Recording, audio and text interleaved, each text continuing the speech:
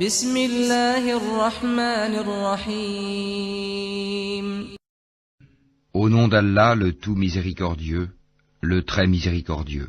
Alif, Lam, Ra.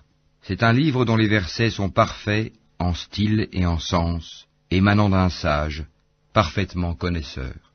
N'adorez qu'Allah. Moi je suis pour vous, de sa part, un avertisseur et un annonciateur.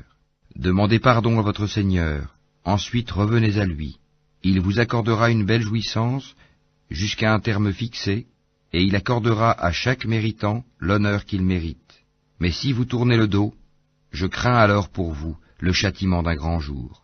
C'est à Allah que sera votre retour, et il est omnipotent. Et quoi? Ils replient leur poitrine afin de se cacher de lui, même lorsqu'ils se couvrent de leurs vêtements, il sait ce qu'ils cachent et ce qu'ils divulguent, car il connaît certes le contenu des poitrines. Il n'y a point de bête sur terre dont la subsistance n'incombe à Allah, qui connaît son gîte et son dépôt.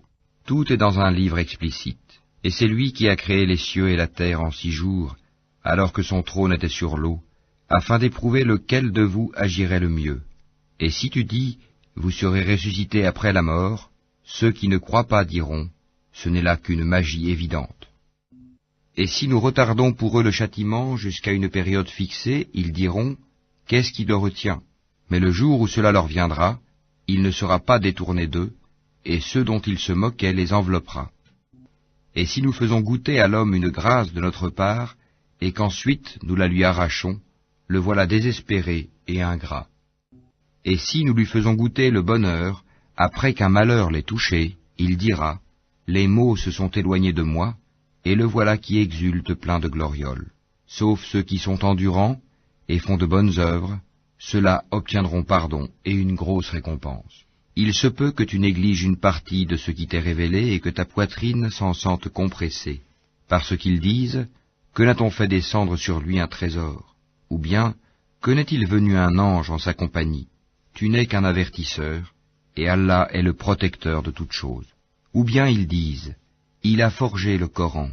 Dis, apportez donc 10 sourates semblables à ceci, forgées par vous, et appelez qui vous pourrez pour vous aider, hormis Allah si vous êtes véridique. S'ils ne vous répondent pas, sachez alors que c'est par la science d'Allah qu'il est descendu, et qu'il n'y a de divinité que lui, êtes-vous soumis à lui. Ceux qui veulent la vie présente avec sa parure, nous les rétribuerons exactement selon leur action sur terre, sans que rien leur en soit diminué. Ceux-là qui n'ont rien, dans l'au-delà, que le feu, ce qu'ils auront fait ici-bas sera un échec, et sera vain ce qu'ils auront œuvré. Est-ce que celui qui se fonde sur une preuve évidente, le Coran, venant de son Seigneur, et récité par un témoin, l'archange Gabriel, de sa part, cependant qu'avant lui, Mohammed, il y a le livre de Moïse, tenant lieu de guide et de miséricorde, est meilleur, ou bien celui qui ne se fonde sur aucune preuve valable?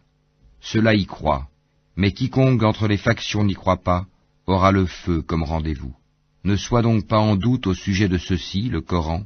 Oui, c'est la vérité venant de ton Seigneur, mais la plupart des gens n'y croient pas.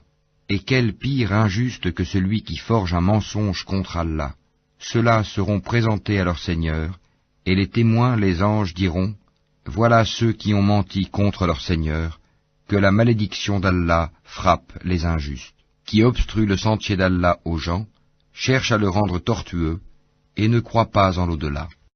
Ceux-là ne peuvent réduire Allah à l'impuissance sur terre. Pas d'alliés pour eux en dehors d'Allah, et leur châtiment sera doublé. Ils étaient incapables d'entendre, ils ne voyaient pas non plus.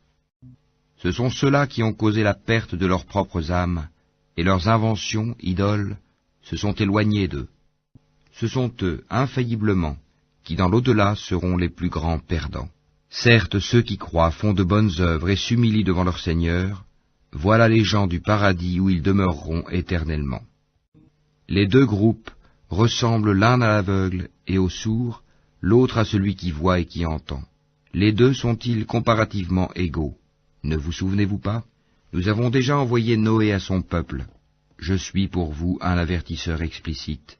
Afin que vous n'adoriez qu'Allah, je crains pour vous le châtiment d'un jour douloureux. Les notables de son peuple qui avaient mécru dirent alors, Nous ne voyons en toi qu'un homme comme nous, et nous voyons que ce sont seulement les villes parmi nous qui te suivent sans réfléchir, et nous ne voyons en vous aucune supériorité sur nous. Plutôt nous pensons que vous êtes des menteurs. Il dit, Ô mon peuple, que vous en semble? Si je me conforme à une preuve de mon Seigneur, si une miséricorde, prophétie, échappant à vos yeux, est venue à moi de sa part, devrons-nous vous l'imposer alors que vous la répugnez? Ô mon peuple, je ne vous demande pas de richesse en retour. Mon salaire n'incombe qu'à Allah. Je ne repousserai point ceux qui ont cru, ils auront à rencontrer leur Seigneur. Mais je vous trouve des gens ignorants. Ô mon peuple, qui me secourra contre la punition d'Allah si je les repousse? Ne vous souvenez-vous pas? Et je ne vous dis pas que je détiens les trésors d'Allah. Je ne connais pas l'inconnaissable. Et je ne dis pas que je suis un ange. Et je ne dis pas non plus aux gens que vos yeux méprisent, qu'Allah ne leur accordera aucune faveur. Allah connaît mieux ce qu'il y a dans leurs âmes. Si je leur disais, je serais du nombre des injustes. Ils dirent, Ô Noé, tu as disputé avec nous et multiplié les discussions. Apporte-nous donc ce dont tu nous menaces, si tu es du nombre des véridiques. Il dit, c'est Allah seul qui vous l'apportera, s'il veut, et vous ne saurez y échapper. Et mon conseil ne vous profiterait pas, au cas où je voulais vous conseiller, et qu'Allah veuille vous égarer. Il est votre Seigneur, et c'est vers lui que vous serez ramenés. Ou bien ils disent, il l'a inventé? Dis, si je l'ai inventé, que mon crime retombe sur moi, et je suis innocent de vos criminelles accusations. Et il fut révélé à Noé, de ton peuple, il n'y aura plus de croyants que ceux qui ont déjà cru. Ne t'afflige pas de ce qu'ils faisaient. Et construis l'arche sous nos yeux, et d'après notre révélation, et ne m'interpelle plus au sujet des injustes, car ils vont être noyés. Et il construisit l'arche, et chaque fois que des notables de son peuple passaient près de lui, il se moquait de lui. Il dit, si vous vous moquez de nous, eh bien, nous nous moquerons de vous, comme vous vous moquez de nous. Et vous saurez bientôt à qui viendra un châtiment qui l'humiliera, et sur qui s'abattra un châtiment durable. Puis, lorsque notre commandement vint et que le four se mit à bouillonner d'eau, nous dîmes, charge dans l'arche un couple de chaque espèce ainsi que ta famille, sauf ceux contre qui le décret est déjà prononcé, et ceux qui croient. Or ceux qui avaient cru avec lui étaient peu nombreux. Et il dit, montez dedans, que sa course et son mouillage soient au nom d'Allah, certes mon Seigneur est pardonneur et miséricordieux. Et elle vogua, en les emportant au milieu des vagues, comme des montagnes. Et Noé appela son fils, qui restait en un lieu écarté non loin de l'arche. Ô mon enfant, monte avec nous, et ne reste pas avec les mécréants. Il répondit, je vais me réfugier vers un mont qui me protégera de l'eau. Et Noé lui dit, il n'y a aujourd'hui aucun protecteur contre l'ordre d'Allah. Tous périront, sauf celui à qui il fait miséricorde. Et les vagues s'interposèrent entre les deux, et le fils fut alors du nombre des noyés. Et il fut dit, ô terre, absorbe ton eau, et toi, ciel, cesse de pleuvoir. L'eau baissa, l'ordre fut exécuté, et l'arche s'installa sur le Youdi. Et il fut dit, que disparaissent les gens pervers. Et Noé invoqua son Seigneur et dit, ô mon Seigneur, certes mon fils est de ma famille, et ta promesse est vérité, tu es le plus juste des juges. Il dit, ô Noé, il n'est pas de ta famille, car il a commis un acte infâme. Ne me demande pas ce dont tu n'as aucune connaissance. Je t'exhorte afin que tu ne sois pas du nombre des ignorants. Alors Noé dit, Seigneur, je cherche ta protection contre toute demande de ceux dont je n'ai aucune connaissance. Et si tu ne me pardonnes pas, et ne me fais pas miséricorde, je serai au nombre des perdants. Il fut dit, ô Noé, débarque avec notre sécurité et nos bénédictions sur toi et sur des communautés issues de ceux qui sont avec toi. Et il y en aura des communautés auxquelles nous accorderons une jouissance temporaire, puis un châtiment douloureux venant de nous les touchera. Voilà quelques nouvelles de l'inconnaissable que nous te révélons. Tu ne les savais pas, ni toi ni ton peuple, avant cela. Sois patient, la fin heureuse sera aux pieux. Et nous avons envoyé au Ahad leur frère Houd, qui leur dit, ô mon peuple, adorez Allah. Vous n'avez point de divinité à part lui, vous n'êtes que des forgeurs de mensonges. Ô mon peuple, je ne vous demande pas de salaire pour cela. Mon salaire n'incombe qu'à celui qui m'a créé. Ne raisonnez-vous pas, ô mon peuple? Implorez le pardon de votre Seigneur, et repentez-vous à lui pour qu'il envoie sur vous du ciel des pluies abondantes, et qu'il ajoute force à votre force, et ne vous détournez pas de lui en devenant coupable. Ils dirent, Ô Houd, tu n'es pas venu à nous avec une preuve, et nous ne sommes pas disposés à abandonner nos divinités sur ta parole, et nous n'avons pas foi en toi. Nous dirons plutôt qu'une de nos divinités t'a affligé d'un mal. Il dit, Je prends Allah à témoin, et vous aussi soyez témoins qu'en vérité je désavoue ce que vous associez, en dehors de lui. Rusez donc tous contre moi, et ne me donnez pas de répit. Je place ma confiance en Allah mon Seigneur et le vôtre. Il n'y a pas d'être vivant qui ne tienne par son toupet. Mon Seigneur, certes, est sur un droit chemin. Si vous vous détournez, voilà que je vous ai transmis le message que j'étais chargé de vous faire parvenir. Et mon Seigneur vous remplacera par un autre peuple, sans que vous ne lui nuisiez en rien, car mon Seigneur est gardien par excellence sur toutes choses. Et quand vint notre ordre, nous sauvâmes par une miséricorde de notre part, Houd et ceux qui avec lui avaient cru, et nous les sauvâmes d'un terrible châtiment. Voilà les Hades. Ils avaient nié les signes enseignements de leur Seigneur, désobéi à ses messagers, et suivi le commandement de tout tyran entêté. Et ils furent poursuivis ici-bas d'une malédiction, ainsi qu'au jour de la résurrection. En vérité, les Hades n'ont pas cru en leur Seigneur, que s'éloignent, périssent les Hades, peuple de Houd. Et nous avons envoyé au Tamoud leur frère Saali, qui dit, Ô mon peuple, adorez Allah, vous n'avez point de divinité en dehors de lui. De la terre, il vous a créé, et il vous l'a fait peupler et exploiter. Implorez donc son pardon, puis repentez-vous à lui. Mon Seigneur est bien proche, et il répond toujours aux appels. Ils dirent, Ô Sali, tu étais auparavant un espoir pour nous. Nous interdirais-tu d'adorer ce qu'adoraient nos ancêtres? Cependant, nous voilà bien dans un doute troublant au sujet de ce vers quoi tu nous invites. Il dit, Ô mon peuple, que vous en semble si je m'appuie sur une preuve évidente émanant de mon Seigneur, et s'il m'a accordé de sa part une miséricorde, qui donc me protégera contre Allah si je lui désobéis? Vous ne ferez qu'accroître ma perte. Ô mon peuple, voici la chamelle d'Allah qu'il vous a envoyée comme signe. Laissez-la donc paître sur la terre d'Allah, et ne lui faites aucun mal, sinon un châtiment proche vous saisira. Ils la tuèrent.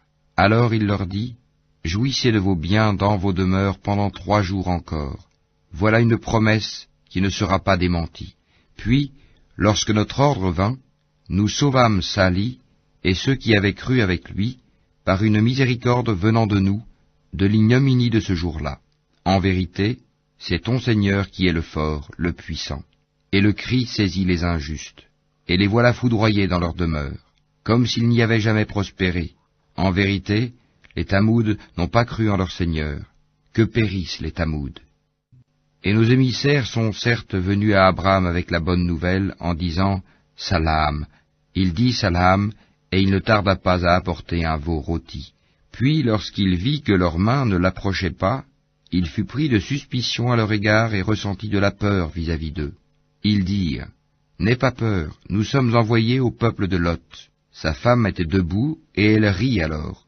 Nous lui annonçâmes donc la naissance d'Isaac, et après Isaac, Jacob.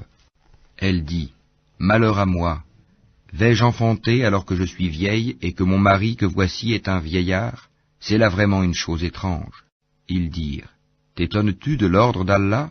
Que la miséricorde d'Allah et ses bénédictions soient sur vous, gens de cette maison.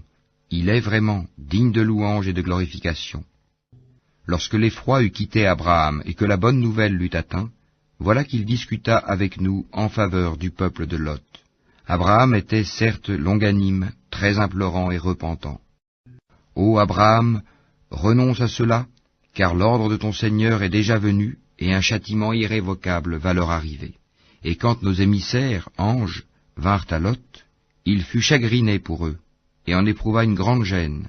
Et il dit, « Voici un jour terrible. » Quant à son peuple, ils vinrent à lui accourant.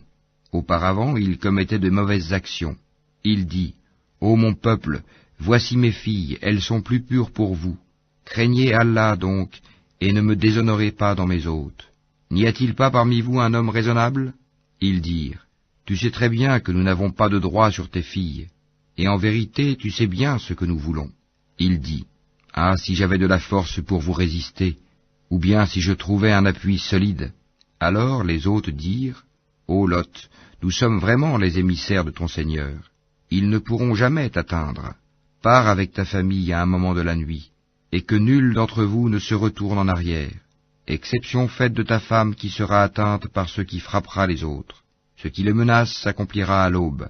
L'aube n'est-elle pas proche?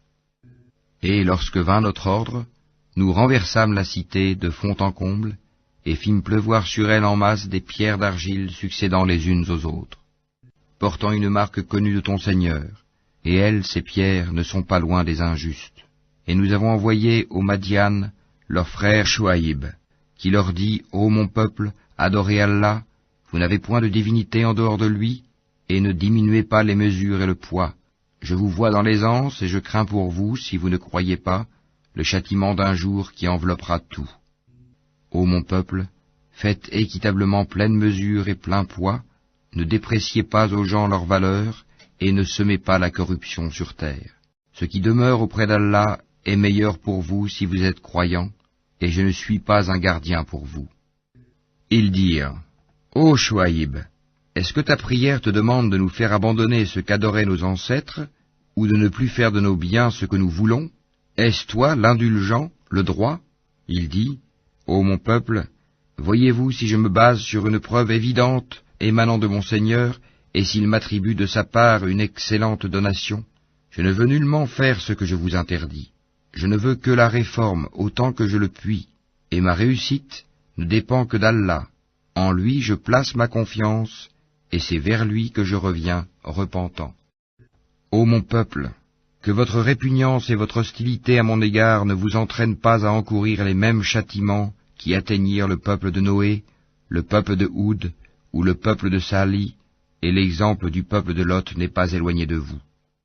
Et implorez le pardon de votre Seigneur, et repentez-vous à lui. Mon Seigneur est vraiment miséricordieux et plein d'amour. Ils dirent, ô Chouaïb, nous ne comprenons pas grand-chose à ce que tu nous dis, et vraiment, nous te considérons comme un faible parmi nous. Si ce n'est ton clan, nous t'aurions certainement lapidé, et rien ne nous empêche de t'atteindre. Il dit, ô mon peuple, mon clan est-il à vos yeux plus puissant qu'Allah, à qui vous tournez ouvertement le dos? Mon Seigneur embrasse, en sa science, tout ce que vous œuvrez.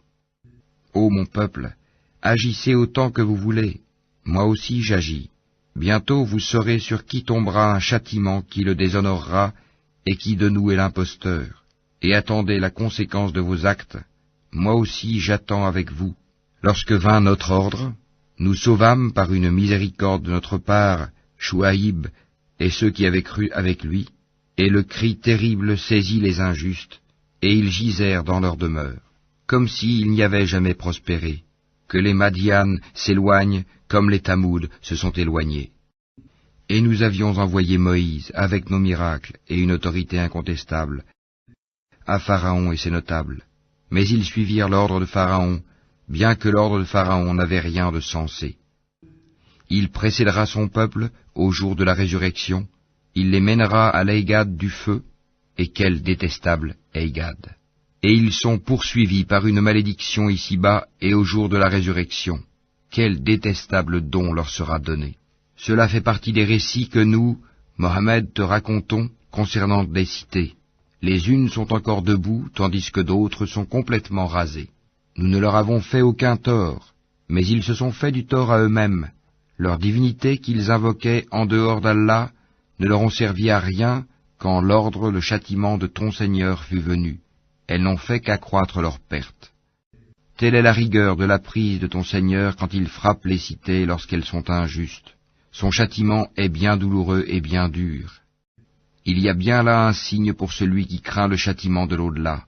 C'est un jour où les gens seront rassemblés, et c'est un jour solennel, attesté par tous. Et nous le retardons que pour un terme bien déterminé. Le jour où cela arrivera, nulle âme ne parlera qu'avec sa permission, celle d'Allah. Il y aura des damnés et des heureux. Ceux qui sont damnés seront dans le feu où ils ont des soupirs et des sanglots. pour y demeurer éternellement tant que dureront les cieux et la terre, à moins que ton Seigneur en décide autrement, car ton Seigneur fait absolument tout ce qu'il veut. Et quant aux bienheureux, ils seront au paradis pour y demeurer éternellement, tant que dureront les cieux et la terre, à moins que ton Seigneur n'en décide autrement. C'est là un don qui n'est jamais interrompu. Ne sois donc pas en doute au sujet de ceux que ceux-là adorent. Ils n'adorent que comme leurs ancêtres adoraient auparavant, et nous leur donnerons la totalité de leur part, sans en rien retrancher. Et nous avons déjà donné à Moïse le livre. Il y eut des divergences à son sujet.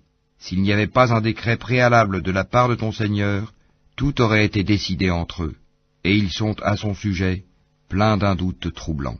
Très certainement ton Seigneur fera leur pleine rétribution à tous pour leurs œuvres.